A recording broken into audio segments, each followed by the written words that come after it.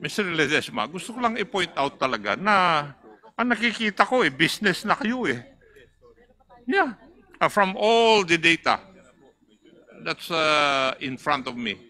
Kasi your investment in time deposits, local currency, amounts to 135 billion in 2023.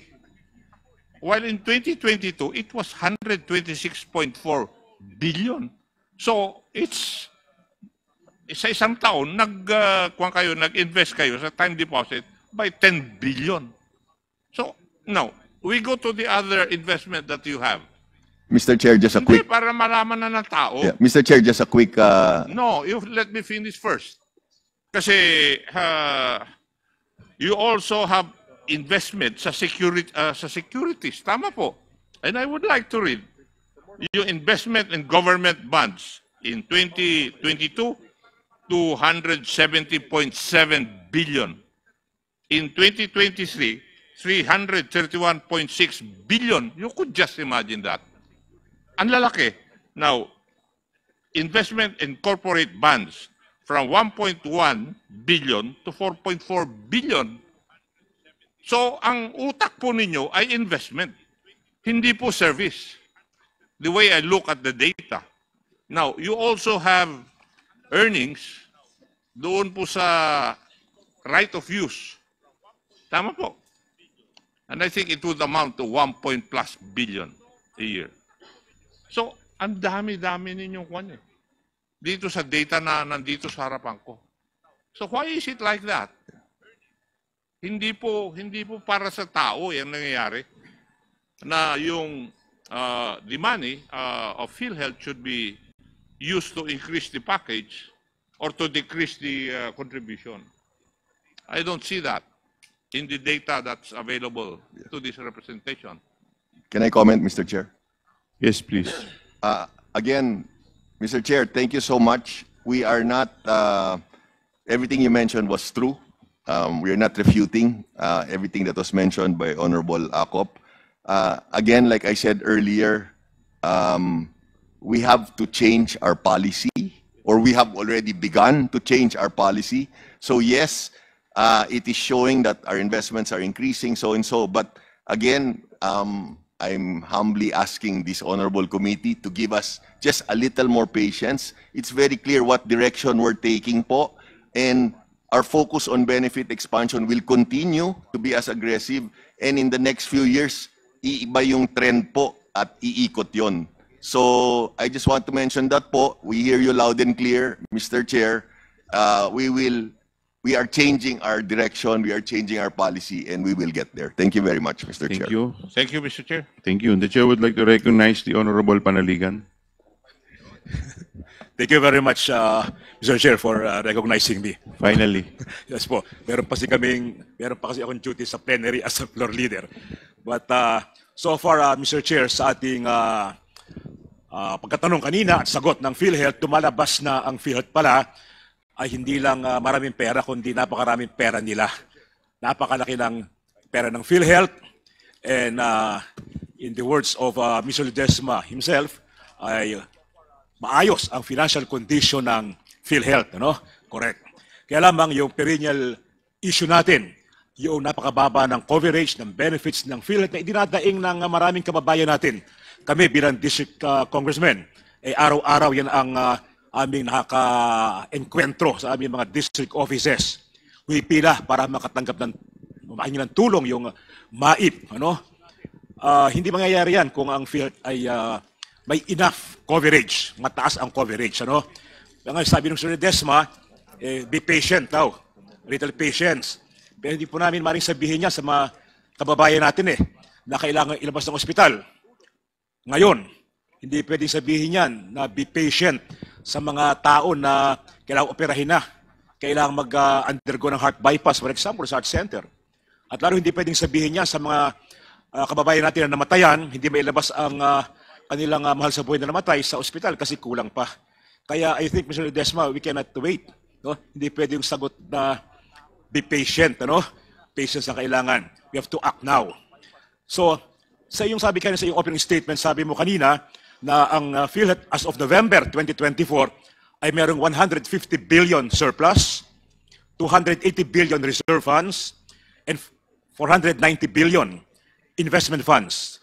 Can you confirm this again? Yes, Your Honor. Yes, Mr. Chair. So napakaraming pondo, no? Saan ang galing ito? Like yung 150 billion surplus.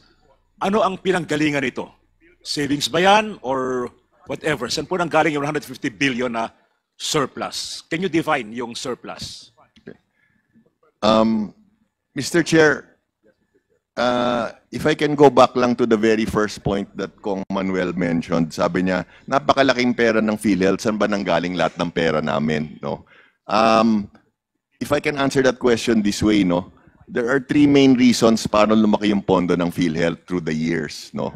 The first reason po is it's been 12 years since the case packages have been enhanced. So 12 years po yun, hindi nagagalaw. No? Nagumpisa lang yan in the last 2 years. No? That's the first. Pangalawa po, nung pandemic po, yung COVID, diba, that was for 2.5 years. Lahat po ng tao, including I think ourselves in this room, natakot po pumunta sa hospital, natakot po lumabas ng bahay, natakot pumunta sa doktor kasi baka magka-COVID. So, very few were going to the hospitals for treatment. Kaya, again, nagkukumpol yung pera. So, ito yun. Yung pangatlo po, sorry po if I can be allowed to, yung pangatlo po is, dahil, like I also mentioned earlier, yung premium contributions kasi set by law yun, diba? So kahit hindi po namin kailangan yung pera dahil nagkukumpul-kumpul na nga dahil because of the first two reasons I mentioned earlier, we still have to implement the increase in premium contributions kasi nakaset na yan by law eh, diba? So kahit hindi namin kailangan yung pera, tumataas pa rin yung binabayad sa amin ng mga tao. So those three are the main reasons why PhilHealth suddenly accumulated a huge amount of money po, no? So I don't know if that answers your question, Yes, Mr. Chair. Meron pa kayong reserve fund na 280 billion, ano?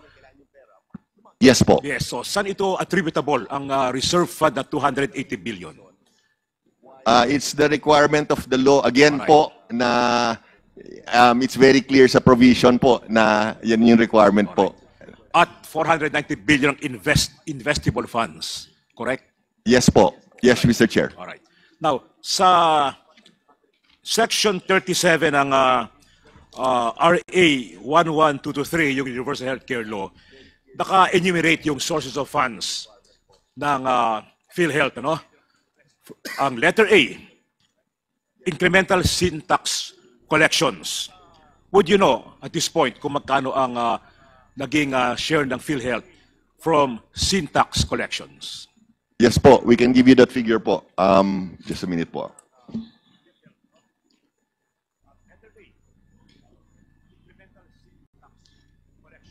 Mr. Chair, with your indulgence, we'll just be given a few seconds. We have that number Siguro po. tuloy-tuloy na, ano.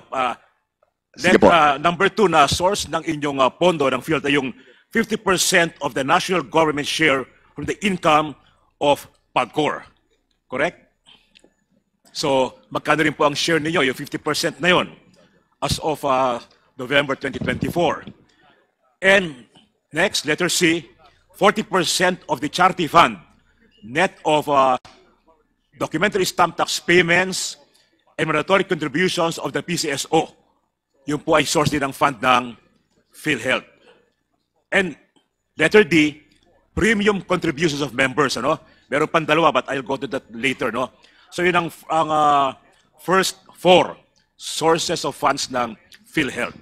Magkano ngayon ang inyong, as of 2024, magkano ang pondo ng PhilHealth arising from these fund sources? First 4. Thank you very much, Mr. Chair. If I can allow our SVP for Finance to address the query po. Thank you po. Maraming salamat, Mr. President. Mr. Chair. Yes, Mr. Lim Siaco. Maraming salamat, Mr. Chair.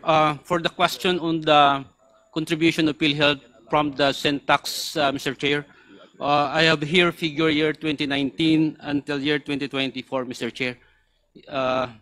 For year 2019 po, the GAA ay 67.35 billion. Year 2020, that's 71.35 billion. Same amount in the year 2021. And 2022, that is 79.99 billion, Mr. Chair. Year 2023, the total, Mr. Chair, is 100.23 dahil mayroon itong 21.17 from PCSO in PAGCOR. And year 2024, Mr. Chair, ang total ay 61.451. Again, mayroon din itong 21.17 from PCSO in PAGCOR, Mr. Chair, meaning 40 billion po from PCSO in PAGCOR in the year 2024, Mr. Chair. And in the year 2023, more or less nasa 80 billion po siya, Mr. Chair. Thank you po. Another source ng inyong pondo, yung annual appropriations of the DOH included in the GAA. Nakalagay dun eh. So would you know, yung kung magkano ang sa GAA na annual appropriations of the DOH including the GAA for PhilHealth. So ito ay iba doon sa subsidy. Am I right? Mr. Chair, Yes, please proceed. maraming salamat, Mr. Chair. The one big subsidy for PhilHealth for the premium of our indigent po, ito na po yung sinabi po ko kanina, na appropriation from the Syntax and the PCSO and PAGCOR, Mr. Chair. Yes. But Mr. Chair, no, aside from the share ng PhilHealth for the Syntax, from PCSO, meron pa yung nakalagay dito sa batas, yung annual appropriations of DOH, including the GAA. That's letter E. At ang letter D, yung National Government Subsidy to PhilHealth. Ito yung issue ngayon, di ba? So iba pa yung annual appropriation ng DOH sa annual subsidy. Mr. Chair, Please continue. Mr. Chair, we got only the national government subsidy to PhilHealth included in the JAA. But, Mr. Chair, this one is under the Department of Health JAA or budget, Mr. Chair. So, Mr. Chair, malinaw naman na ang maraming sources ang PhilHealth ng kanilang pondo, no?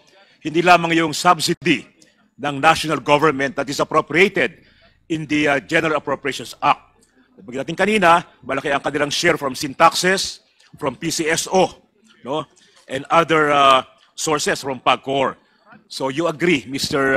Ledesma, hindi lang yung subsidy na nasa GAA ang inyong sources of income.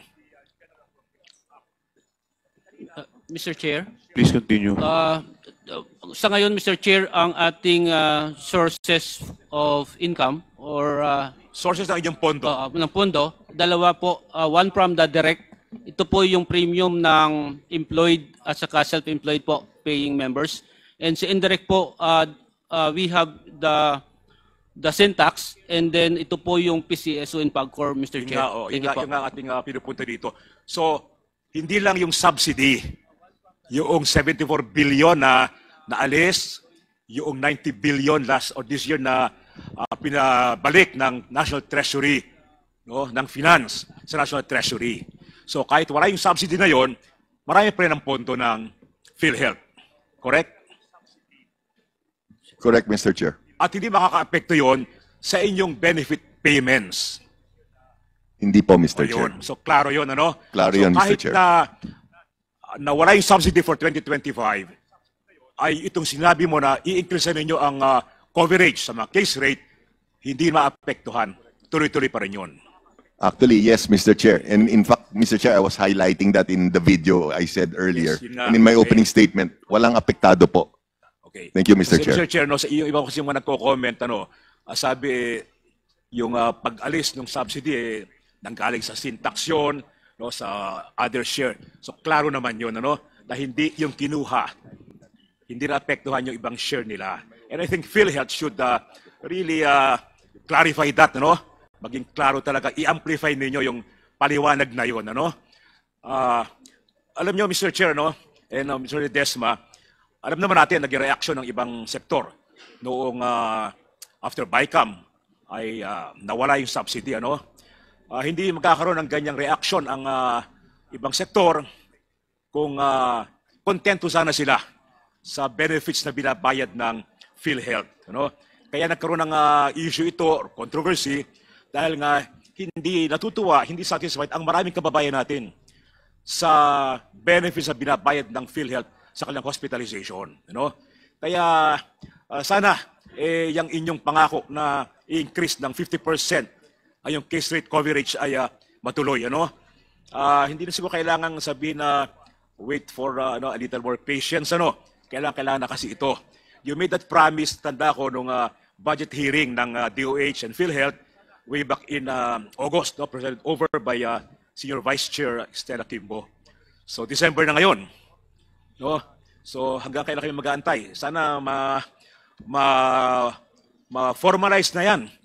And I remember sa plenary session ng budget, inabot kami ng 3 o'clock in the morning dahil nga sa issue na yan. We were really extracting commitments from PhilHealth, na papagtibay itong expansion ng coverage and increase in the benefit payments.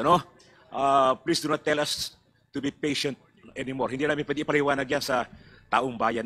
So talagang aasahan namin ito, Mr. Desma? Yeah, yes, Mr. Chair.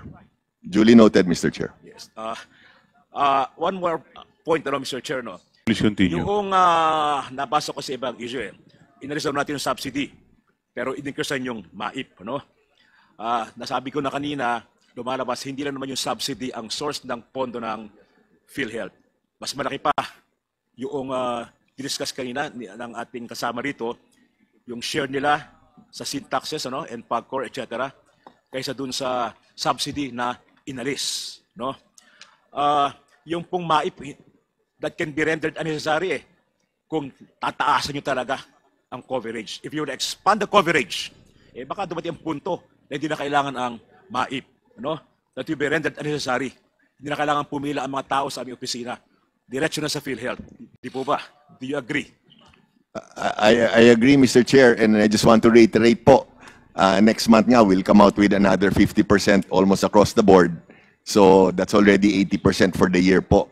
So yes, I agree completely, Mr. Chair. Thank you. Babantayan po namin yan. Ang siguro sa committee ito, sa Committee on Appropriations, maybe magkakaroon kami ng oversight hearing at babantayan po namin yung inyong pangako na tataasan ninyo ang coverage ng PhilHealth, para hindi na kailangan pang aasa sa MAIP. Actually, Mr. Chair. Actually po, thank you po. We strongly encourage, bantayin nyo po. And just want to inform you, we just had a board meeting the other day po. Na-approve na po ng board yung 50% increase almost across the board. So, our board is chaired by Honorable DOH Secretary Herbosa. So, okay na yan po. Implementation na lang po. Salamat po. Thank you rin po. Gusto ko lang bigyan din, yung zero subsidy doesn't mean zero budget for PhilHealth. Malino yun, Zero subsidy doesn't mean zero budget. Kasi ang laki pa ng pera ng PhilHealth kahit wala yung subsidy. Mr. Chair. Yes Please po. continue. That's very clear po. And actually po, yung video po na inano ko kanina, we're disseminating that to the media para it is very clear na PhilHealth can continue with the benefit expansion kahit wala pong subsidy. Thank you very much, Mr. Chair. And also, Mr. Chair, nabanggit nyo kanina that you looked into the background of Mr. Ledesma. We do not denigrate his background qualifications. Kailangan din naman talaga ay magaling sa financial management ang humahawak ng PhilHealth kasi they're allowed to invest part of their funds para lumaki pa ang kanilang pondo. But more than competence in financial management, we also expect from them, from PhilHealth, yung sense of compassion sa taong bayan, lalo sa mga mahihirap. Kasi healthcare ang pinag-uusapan dito Kung meron may isang problema ang mga Pilipino, yung mga mahihirap, ay yung healthcare expenses nila. Next to food expenses, yung healthcare expenses. Kaya talagang PhilHealth ang ating inaasahan, nasasalo sa ating mga mahihirap na kababayan. Kay call on PhilHealth na talagang gawing agresibo pa. Gamitin rin yung perang napakalaki para dagdagan, palakihin pa ang benefit sa ating mga kababayang nasa ospital. Yun ang aming gustong asahan sa PhilHealth. Actually, Mr. Chair, Mr. Chair, can I respond? Yes, please. Actually, Mr. Chair, again, duly noted po, and it's very clear po from day one, yung marching orders po namin galing sa kay President Marcos at kay Speaker Martin. And they've constantly been following up, no? They're monitoring the improvements of PhilHealth. Kaya wala kaming choice po. Tuloy-tuloy talaga namin to, no? We are taking the marching orders seriously. And like I said po, we will deliver immediately po. Thank you po. Sige po, amin pong babantayan yan sa darating na bagong taon. No? Yes po. Baka magkaroon rin panibagong hearing itong committee ito, even yung Appropriations Committee. May oversight power naman kami. So yan po ang ating unang itatanong sa inyo kung effective na yung inyong increase in case rate coverage. And final point po, Mr. Chair, no, kayo ay part ng executive department. No? You are directly under the President, no, as an executive agency. Of course, ang ating unang pinagilingkuran ay taong bayan, the Filipino people in general. But you should also serve the President. No? Yung kasing ikagagaling ng administrasyon nakasalalay sa inyo sa aspetong ito yung healthcare. No? Bukod sa food security. Kaya sinabi ko na isang araw doon sa meeting ng Quintacom sa DA. Sabi ko, maging aggressive kayo, maging dynamic. Kasi ang parang Pangulo ang naapektuhan dyan, administrasyon. Ganoon din kayo sa PhilHealth, sa DOH. No? No, ay kagagaling ng ating Pangulo, ng administrasyon, nakasalalay sa inyong malaki. Kaya hindi na kailangan kayo ay punahin pa ng Pangulo o ng Kongreso. You should take the initiative. No? Do your job para may bigay ang tamang serbisyo sa taong bayan at ang ating Pangulo ay hindi mapahamak. That's all, Mr. Chair. Duly noted, Mr. Chair. Thank you, Mr. Chair. Thank you. The Chair would like to recognize the Honorable Janet Karin from the 1st District of Iloilo, the Honorable Franz Castro, and the Honorable Franz Pumaren. The Chair would like to recognize the next interpellator, the Honorable Wilbert Lee. Good afternoon, Mr. Chair, and to the PhilHealth and DOH family here. Simple lang ang tanong ko, Mr. Chair. Little more patients, pero maraming patients po ang namamatay. Ang cost po ng lahat ng ito, kaya nagkaroon ng SIRA subsidy, ay yung delayed. Delayed sa pag-increase, pag-expand ng mga benefits, pagtaas ng benefits, and so on. No? So, ibabalik ko lang, ano ba talaga ang cost? Ano ba talaga ang rason? No? Kasi may commitments. Kung natatandaan ninyo, nakakuha po tayo ng commitment, pirmado ng DOH Secretary at ng Presidente ng PhilHealth. Pero nagkaroon din pa rin po ng delayed. Meron pa rin po doon sa commitment na hindi po nagawa. No? Meron po nung commitment nung October, nung November, ngayon December, merong commitment. Yung board meeting po kagabi, hindi rin po lahat na-cover yung commitment. So ang gusto ko lang malaman dito, Mr. Chair, what is the reason ba talaga? Because when this commitment letter was signed, napag-usapan po ito, before ito pinirmahan, na kaya po itong gawin. So ano ba talaga yung rason? And I think, Mr. Chair, ang Universal Healthcare Law po, ito pong mga ginagawa po natin, hindi lang po ito PhilHealth, dapat siguro nandito rin ang DOH. No? Siguro in the next hearing, yes. We have a representative from Okay. DOH. So yung pong representative ng DOH dito, Mr. Chair, gusto ko lang i-put into record na yung sasabihin niya ay yun din po yung decision ng ating pong Health Secretary. No? Can I get that na yung kung anong sagot po ng or commitment ng representative ng DOH Secretary dito, yun din yung magiging commitment ng Secretary. Meron bang authority yung representative ng DOH Secretary here? Mr. Chair. The representative of DOH, please answer. Thank you. Sound check. Thank you, Mr. Chair. This representation is fully authorized by the Secretary of Health. Yes, fully noted, Mr. Chair. Thank you. So, going back, baka dapat nating tingnan siguro dito talaga, ano ba talaga yung nagiging cause ng delay? No? I understood.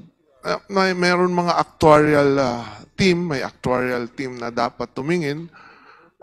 ina-identify yung mga benefits. Kasi wala po tayo dito ngayon, Mr. Chair, hindi po mangyayari yung zero subsidy na to kung lahat po ng pondong ito ay nagamit, no, sa pagpapataas.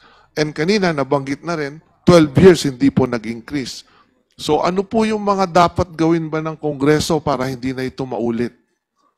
No, na hindi nag-i-increase ang mga case rates ng ACR ng ganong katagal. No? And ano ba ang pwedeng magawa pa, matulong ng Kongreso? No? Paano pa talaga yung proseso nito, Mr. Chair?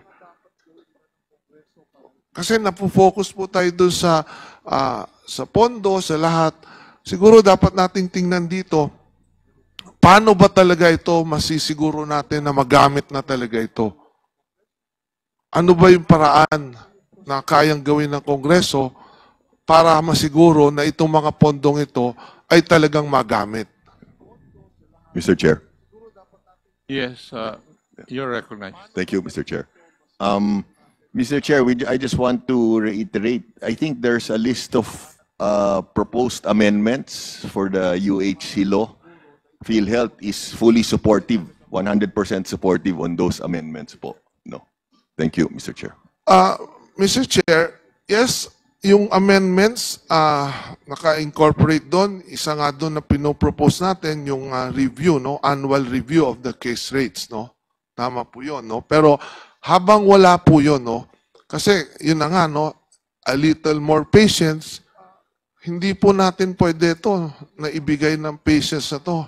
Ang gusto po natin dito, with all due respect to PCEO Mandy, ano ba yung pwede nating gawin dito para ito ay mapabilis? No? Ano ba talaga ang rason ng delay na ito? I mean, kung dito sa Kongreso, sa Senado, kung minamadali po yung budget, kaya po mag-hearing araw-araw, hanggang madaling araw. Ano ba talaga yung rason? Ano ba ang rason bakit hindi natin ito magawa? Dahil sabi ko nga, minuminuto ho, dito, habang nag-hearing tayo rito, meron ho tayong kababayang namamatay. Dahil ayaw magpadala sa ospital, dahil walang pambayad, mangungutang, mababaon sa kahirap, malulugmok lalo sa kahirapan. So, hindi ba natin ito lahat nararamdaman? I mean, yes, with all due respect, again, sinasabi mo, PCO, Mandy, DOH, we're going into that, magiging agresibo tayo.